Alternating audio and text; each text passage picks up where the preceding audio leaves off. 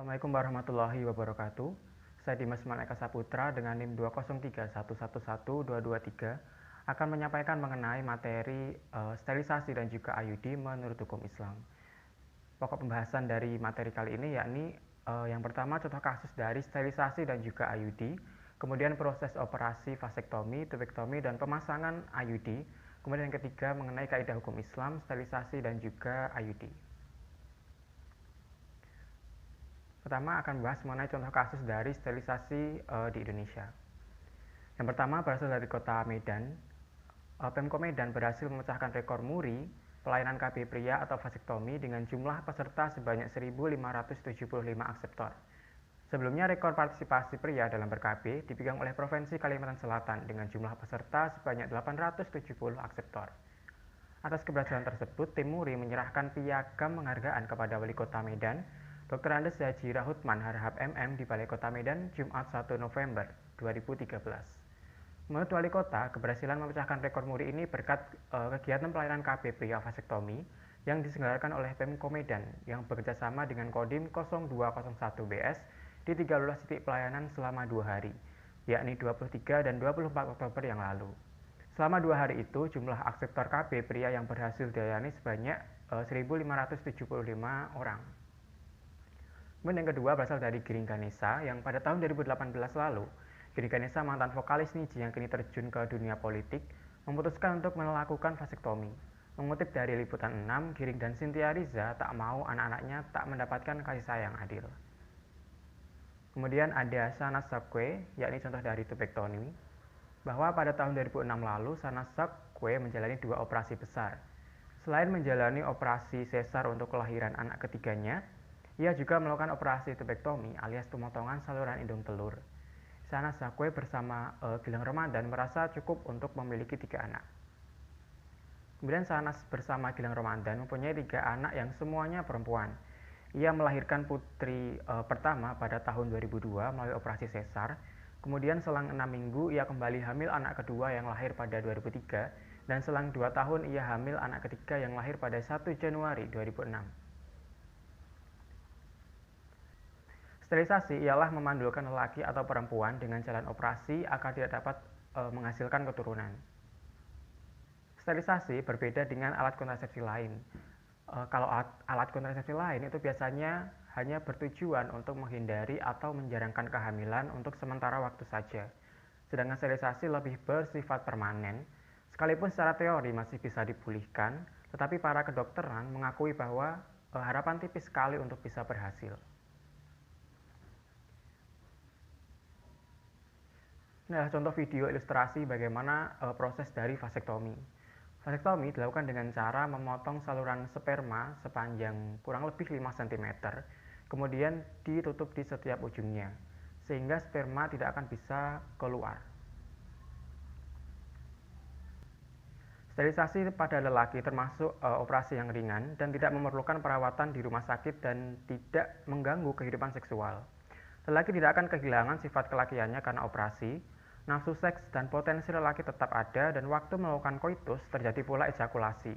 Tetapi yang terpancar hanya semacam lendir yang tidak mengandung sel sperma. Kemudian lelaki yang disterilisasi, testisnya masih bisa tetap berfungsi, sehingga lelaki masih mempunyai semua hormon yang diperlukan, juga kepuasan seks tetap sebagaimana biasa. Demikian pula kelenjar yang membuat cairan putih tidak berubah, sehingga pada waktu puncak nikmat seks, cairan putih masih keluar.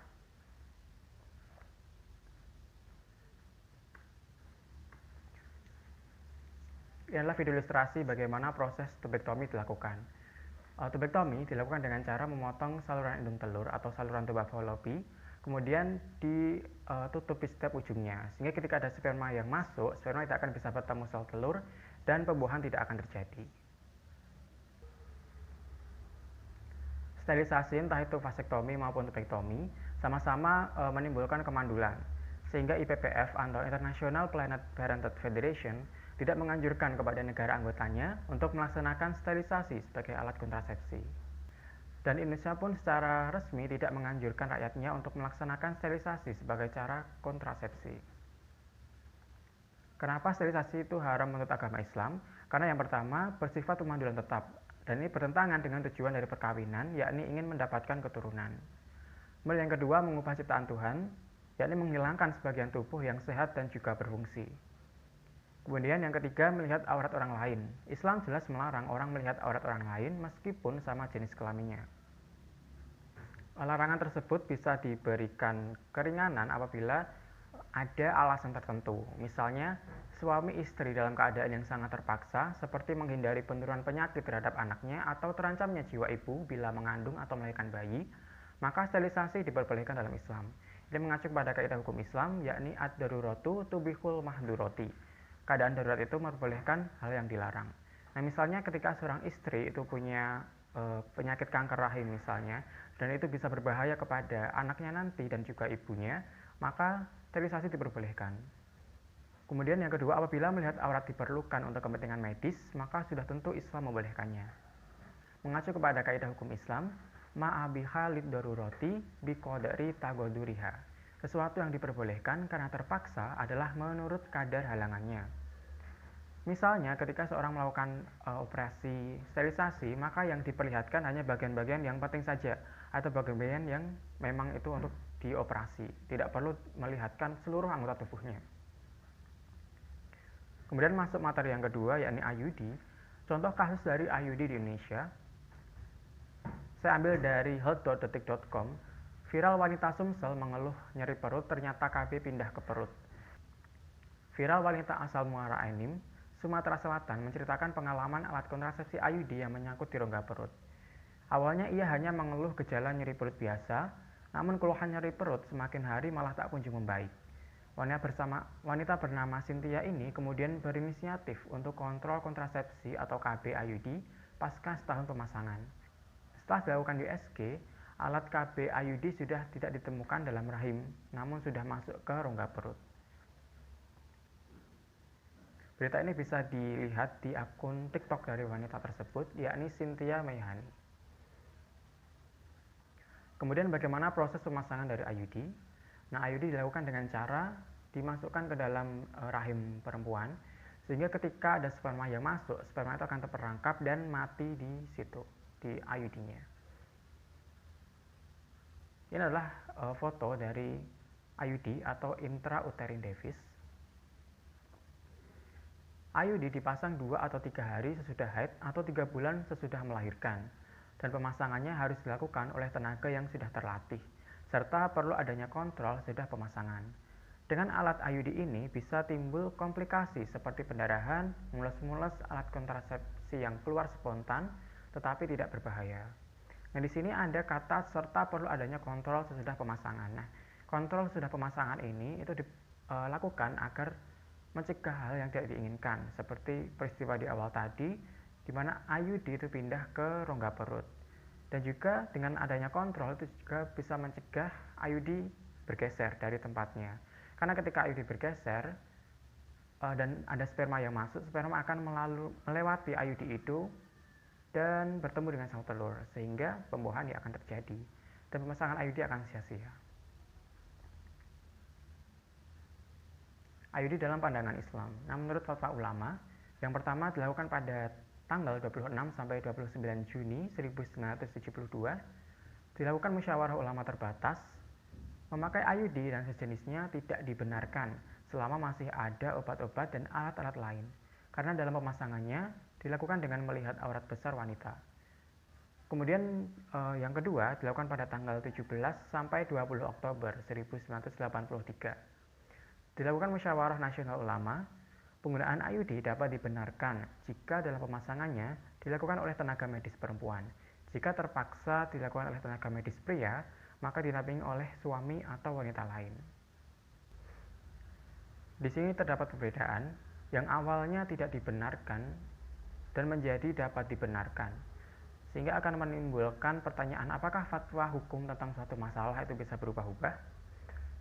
Dimungkinkan bisa berubah, karena ilat hukum yang menjadi alasan hukum ijtihad itu telah berubah, atau zaman, waktu, dan situasi kondisinya telah berubah pula. Mengacu kepada hukum kaidah Islam, yang pertama al-hukmu yaduru mangangil latihi wajudan wangadama. Hukum itu bisa berputar di atas ilatnya, atau alasan yang menyebabkan adanya hukum, adanya atau tidak adanya.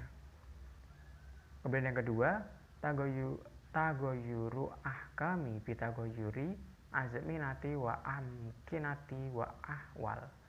Hukum-hukum itu bisa berubah karena perubahan zaman, tempat, dan keadaan. Nah, ketika dikaitkan dengan IUD, misalnya nantinya ditemukan ada teknologi yang bisa memasang IUD tanpa harus melihat kemauan perempuan, bisa aja IUD itu diperbolehkan. Karena alasan dilarangannya itu kan karena melihat kemaluan dari perempuan. Ketika ada teknologi yang bisa memasang IUD tanpa melihat aurat perempuan, bisa saja itu diperbolehkan. Kemudian berdasarkan tempat, setiap tempat atau daerah itu kan pasti punya hukumnya masing-masing. Bisa saja di Indonesia IUD dilarang, tapi di negara lain IUD itu diperbolehkan. Kemudian keadaan, ketika keadaannya itu benar-benar terpaksa, maka IUD diperbolehkan. Sehingga dapat disimpulkan bahwa di IUD ini, yang pertama menghadapi hal yang belum jelas hukumnya atau masih diragukan hukumnya seperti IUD, maka menurut Islam kita harus bersikap hati-hati dengan cara menghindari atau menjauhinya, demi menjaga kemurnian jiwa dalam pengabdian kita kepada Allah. Kemudian yang kedua, selama cara kerja IUD masih belum jelas sepenuhnya dengan ditandai adanya perbedaan pendapat di kalangan ahli kedokteran, yang tidak bisa dikompromisikan sampai sekarang tentang mekanisme IUD dan sifatnya apakah abortif atau kontraseptif, maka IUD tidak dibenarkan dalam Islam, kecuali benar-benar dalam keadaan terpaksa atau darurat. Nah itu dia yang dapat saya sampaikan di materi ini. Terima kasih. Wassalamualaikum warahmatullahi wabarakatuh.